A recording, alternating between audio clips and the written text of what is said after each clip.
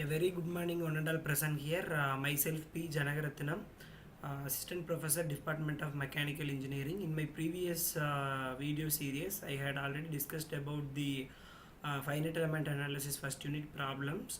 In this video sessions, I am going to handle about the problems related to second unit, which means the one-dimensional problems like bar element, beam element, and truss element. Today, I am going to discuss about the how we are solving the bar element problem by using the FEA general procedure.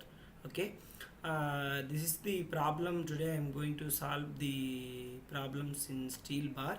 A steel bar of length 800 mm is subjected to an axial load of 3 kilonewton as shown in figure, and find the elongation of the bar. This is the given bar problem we have to given. uh, this is the bar element. The length of the bar element is 800 mm. We are applying the axial load in vertical direction. We are applying the axial load of 3 kilonewton. So automatically some elongations may be taken care in that free end. The top of the bar will be fixed, so the degrees of freedom will be arrested, so there is no elongation in that node. Here only we are having some elongations. We are going to find the maximum elongation of that steel bar. The same problem will be solved by using this ANSI software in our next session. And the problem itself, they are given the Young's modulus values, which is the steel bar.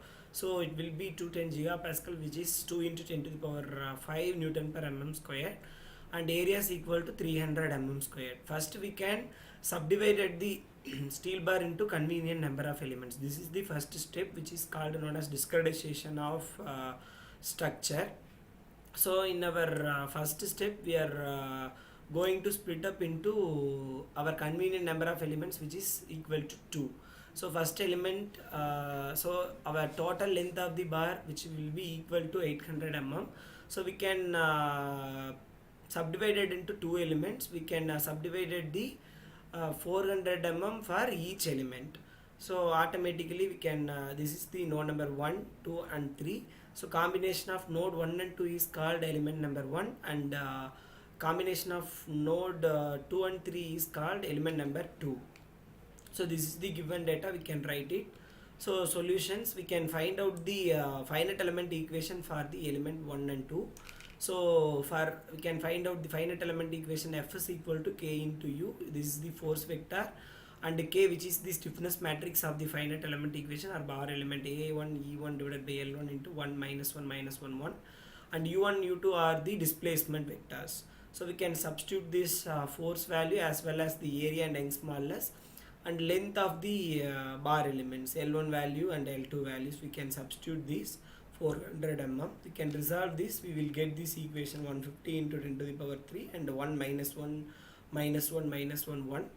And again we can find the same finite element equation for the element 1. In the previous step, we can calculate the finite element equation for the element 1. Again we can find out the finite element equation for the element 2, which means nodes 2 and 3. Again the same procedures we have to follow.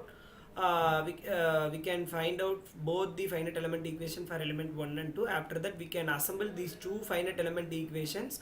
We will get the global stiffness matrix. We can combine these two things. We will get global stiffness matrix, like global finite element equations, like F1, F2, F3, and this is the combined two finite element equations. We will get this 3 cross 3 matrix, and U1, U2 and U3.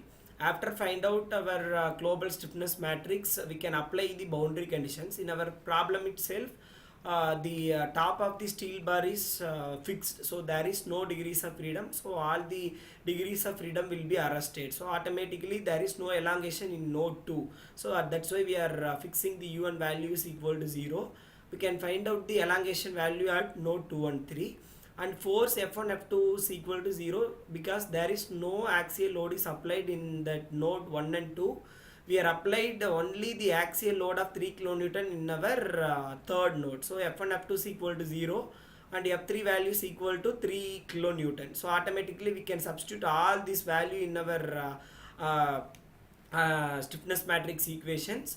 So we will get finally resolve this everything. We will get the u1 and u2 and u3 value. So by using the Gaussian elimination method, we can solve this kind of matrix, or otherwise we can directly solve, or otherwise we can convert these two equations directly. We can use the calculator also, use it to find the u2 and u3 values. So u2 value is 0.02 mm and u3 value is 0.04 mm. So the question they will ask, maximum elongation of the bar will be equal to 0.04 mm. The minimum elongation at the node 2 is equal to 0.02 mm. So this is the general formula is used to calculate the elongation of the bar. Del L is equal to PL by AE. When compared to the exact and theoretical method, the same value we will get 0.04 mm is the maximum elongation of our steel bar. Okay, thank you. We can solve the another one more problem in our next session. Thank you.